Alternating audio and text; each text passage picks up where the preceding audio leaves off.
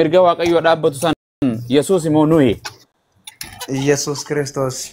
Goobas dhageessee jireenya mucaan tun isa nuyi jettiin kijibdee moo dhuga dubbatte dadhabe.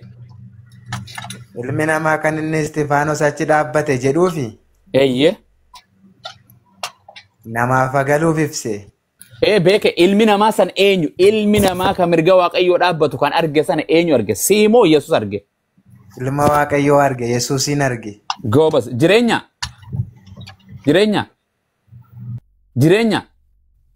dubbadhu gaamma akkasitti iyyita. Haleluuyaa jettee macal jetteef keessatti mee haa dubbattu kuno. Okay, achumarratti ragaan isii akkasi. Yesuus Kiristoos waaqarratti ilma namaati.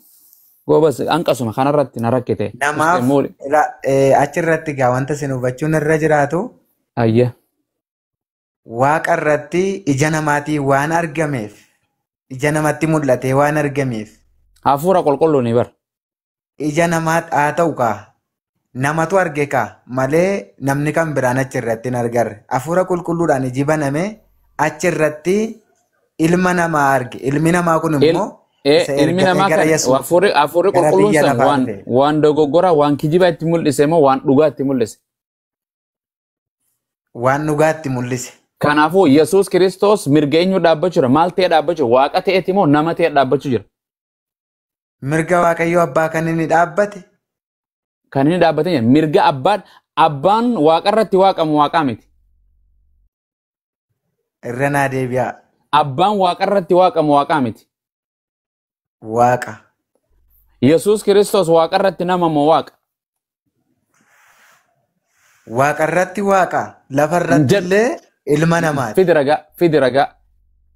Kutte immoo akkasitti iyyitu laalama kutte olii dubbattu. Yesuus Kiristoos waaqarratti waaqa. Waaqarratti waaqa? Eeyyuu. Waaqa meeqaa waaqarra jira? Lakki kunillee hin jiru. Waaqni lakkoofsa abbaan waaqarra jira moo waaqarra hin jiru? Abbaan egaa waaqarra jiraachuun isaa wanta qooxii wayii irra jiru miti. Nu bira jira. Abbaan waaqarra hin jiru? Waaqarra jechuun gaafa waaqarra jedhamu. Teessoo isaarra kan teessoo irra ta'aa jiru sana Yesuus immoo abbaadha. Teessochi maal akka fakkaatu hubattanii garuu. Waan feete haa taatu kursii haa taatu waan feete gartee mootummaa isaarra kan teessoo sanarra taa'u jiru Yesuus immoo abbaadha. Waaqayyoo. Maa deebisuu rakkata hundaayyoo? No, na dhaggeeffadhaa kaabomoos. Ilaa waaqarratti lafarratti karaa namaan akka mul'atuuf Yesuusiin ta'ee dhufe biyya lafaa kanarra. Waaqayyoon waan siin jedhe kan teessoo irra jiru san Yesuus immoo Waaqayyoodha. Abbaadha. Abbaatu Yesuus ta'ee addanatti dhufe. Akkasiin ilma ta'ee kan teessoo irra jiru kan kursii teessoo isaarra teessoon isaa achi jirtu dhaabbanni isaa miila lafaa ejjatu kun kan achirra jiru san Yesuus immoo abbaadha. Teessoo wanti jedhamu kun abbomuwaas. Teessoo min maalatu noo siin jenne Waaqayyo abbaan waaqarra jira moo lafarra jira? Waaqarra jechuun fakkeenyaaf waaqaaf lafa jechuun wanta adda isinii bahu tokko jiraachuu mala. Mee Maatiyus boqonnaa Yesuus Kiristoos Waaqayyoon jaarraa kaadha kaameen dubbisa. Wangeela gara akkanan deemu beektaan dura yoo fudhatte wangeela bootaan sii kan yoo fudhatte malee wangeela isaatiin dubbisuu deemasa. Qoy mataa keessa na jira. Maatiyus 28 lakkoofsa 16 kee dubbisaasin. Sanii miti qoy. Yesuus Luqaas keessatti yeroo kadhatan akkana kadhata keessa barsiise Yesuus Luqaas keessatti akka lakkoofsa galetti yaa abbaa keenya yaa isarra jirtu jedhaa kadhadhaa jedhe. Bani ustaada Luqaas keessatti. Isa waaqarra jirtu jedhaa kadhadhaa jedhe. Abbaan waaqarra jira moo lafarra jira?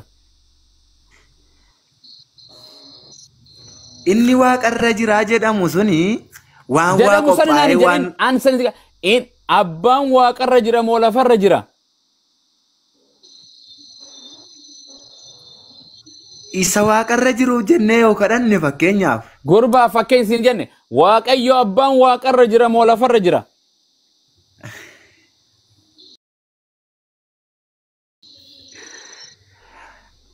Akka nuyi barsiifnuttis taanaan waaqarra Akka isin jira barsiiftan hin jenne jedhamees. akka Yesuus barsiisetti Waaqayyo abbaan waaqarra jira moo lafarra jira? No, waaqarra jira lafarra jira waan jedhamu takka waan akkasii keessa galee hin beeku waan. Okay, sii dubbisa. Sii dubbisa iyya. Ustaad inni qal'ate mee kan okay mee qabantaan ustaad gaxoof. Kam dubbisu jira? Lukaas boqonnaa 11:2 yaa abbaa yaa isa waaqa keessa jiraatu.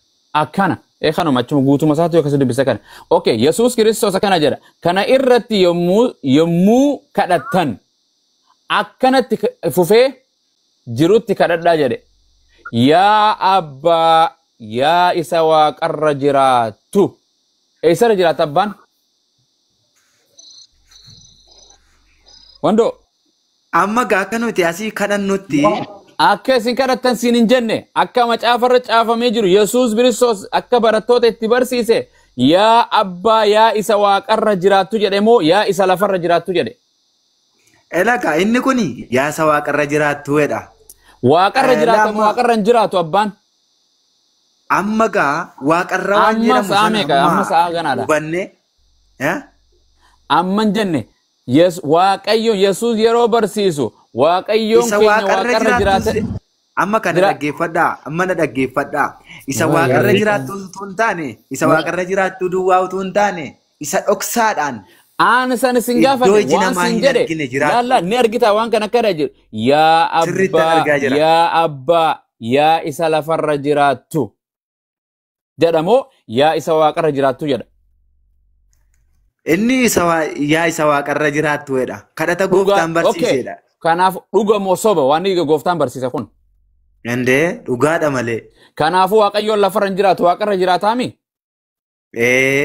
Inni iyyuu Okay, fixadhe deebiste alhamdulillah. Qoaka. Hanqasuma. Qoaka. Dhume deebiste ka. Ani immoo fixadhe ka. Wanti isin na hubattanii dabartantu Maalullee jira. deebiste.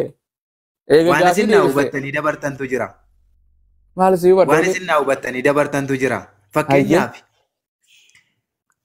Yesuus Kiristoos nama ta'e gaafa biyya lafaa dhufu yaa isa waaqarra jiraatu jedha. Waa'ee namaa sin gaafanneen. Waa'ee namaa wal gaafanne. Waa'ee namaa wal hin gaafanne bar. Waaqayyoon eessa jiraataadha. Yesuus waaqa moo nama waliin jennee wal gaafanne. Yesuus amma kanattiin si deebe. Waaqni waaqarra jiraata. Walii galle. Yesuus Kiristoos waaqarra jira. Abbaanis waaqarra jira. Abbaan waaqa waaqarratti. Yesuus Kiristoos waaqarratti waaqa. Kana deebisi.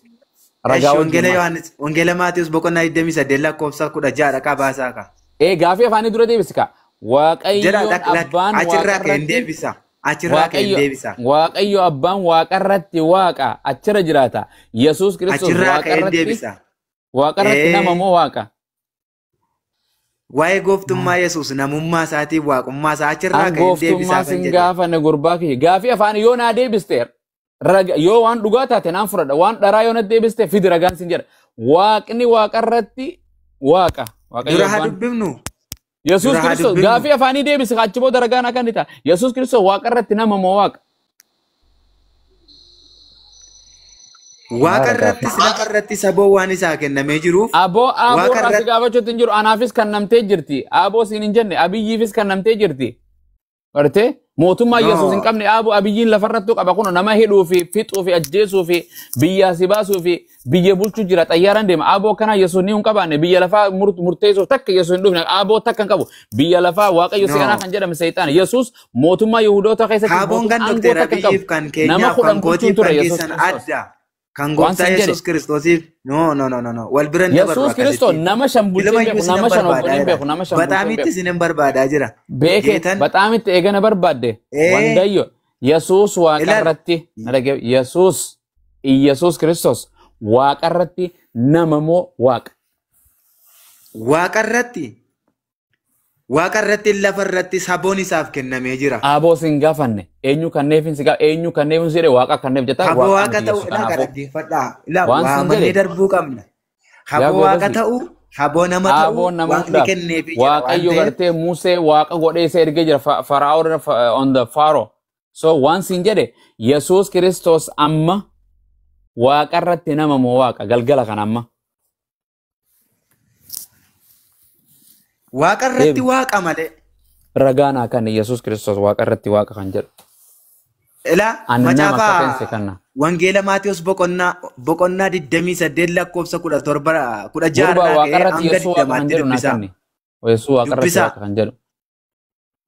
Gurbaa Dubbisaa ka. afaan Oromoo Afaan barbaadaniin. waan Ila siin macaafni jedhe qulqulluu- Yesuus Kiristoos macaafni waaqa qulqulluun irratti sun waaqa sirrii kan miti. jedhu Inni gurbaa naa duwwaa sun kenni. sirrii miti. Amma Macaafni sirkutaa qulqulluu jeeqaa. inni irra keetee jiru sun sirrii miti. Ustaadha dubbadhaa mee dubbachuu barbaadan ibnu.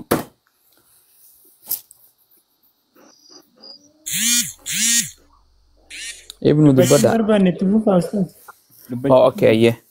Boqonnaa sii dubbe. Boqonnuma inni fide kana ragaa ammaas itti baasaa eegi. Okay. Ayyee.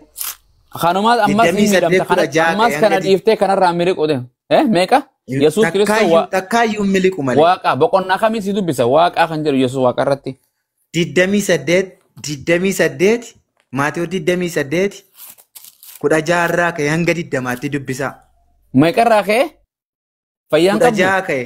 Maaltu 16 jira kana maaltu na dubbe? Bakkuma takka ta'e Yesuus Kiristoos waaqa waaqarra jiru boqonnuma takka caafata gimmaashuma takka naa kan gahe. Maal 20 Maarree sii 16 kenneera. 17 18 19 20 maaltu na dubbisiise? Dubbisanii tura amata meeqa dura? Fidinaa kan boqonnuma Rakkoon takka qabu takkuma rakkoon qofa. qabu dubbisaa. Dubbisaa. Boqonnaa Yesuus Kiristoos waaqa irratti waaqa jedhu qofa naa kan waaqa irratti Yesuus akka nama ta'e Eeyyuwaa kenne sii kannaani. kenne Boqonnaa meeqa? Lakkoofsa meeqa? boqonnaa 16 boqonnaa 28 lakkoofsa 16 irraa Lakkoofsa jalqabe. 16.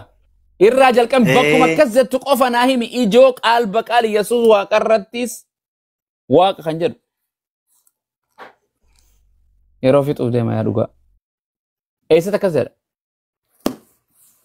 Baneen jira naa himi. Boqonnaa kamirratti akkas jedha?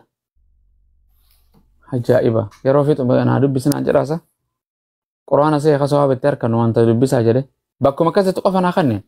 Ani bakkuma kunoo Yesuus waaqa irratti nama kan jedhuun sii kanna. Eenyu ustaadha boqonnaa takkaan ta'e ilma